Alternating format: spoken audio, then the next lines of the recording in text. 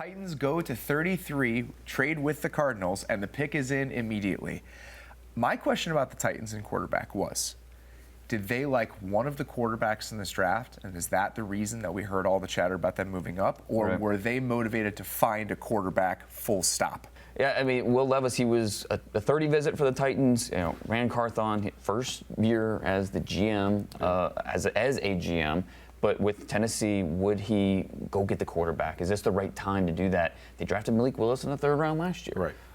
Obviously, John Robinson did that, but you know, how did that factor into their decision making here? So at this point, 33rd pick, didn't have to give up too much. It would make sense for the quarterback, Will Levis. Well, and man, it would be really funny if he goes with Ryan Tannehill here, like Will, because that's the comparison for him. Right. My question was the sequencing. Dane talked about the timing of it. You know, this is a team I think we all believe is not going to be very good this year. Next year's quarterback class is very good. Did you feel an urgency to go get your guy? And clearly they did, because the pick is in, and it's Will Levis from Kentucky, the 33rd pick here, Dane. Yeah. What do you think about the fit with Will Levis in Tennessee? Really like the fit, and it's 20 picks later we thought might have happened if he was going to end up in Tennessee.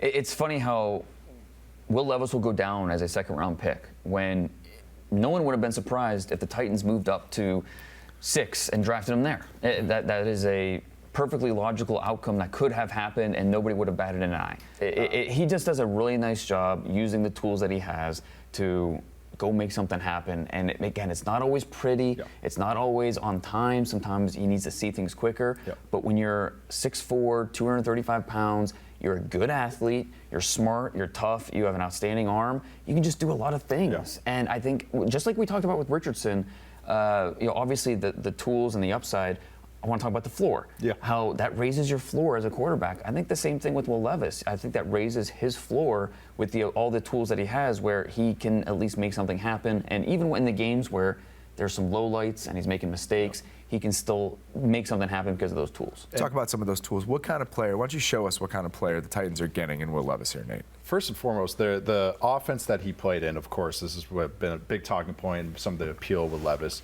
was that he played in a pro-style offense. And so what that means with pro-style is a lot is under center here.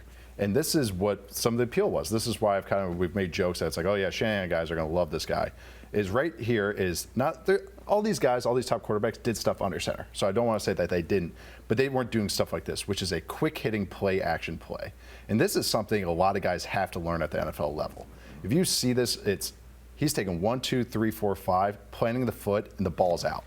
And that is a very, very, not an easy throw to make, and not something hard. It's very hard to get used to. It really is, as someone that had to do it. And watching Russell Wilson do it really easily was really frustrating for me. But also, when you're watching Will Levis, is his arm talent. Right here is him resetting in the red zone. We talk about room for error.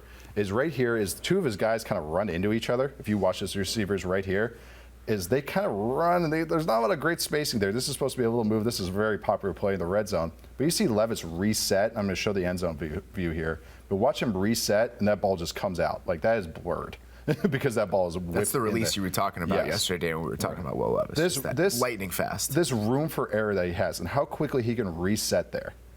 Just one, and that ball's out.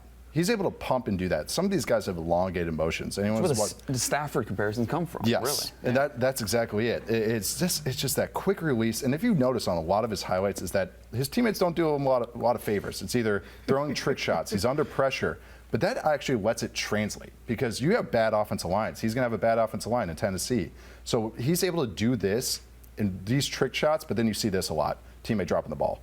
So you see that pressure coming in right around here, and he's still able to get this throw off, change his arm angle. That is very real. That is very translatable. That is why Will Levis, people like him.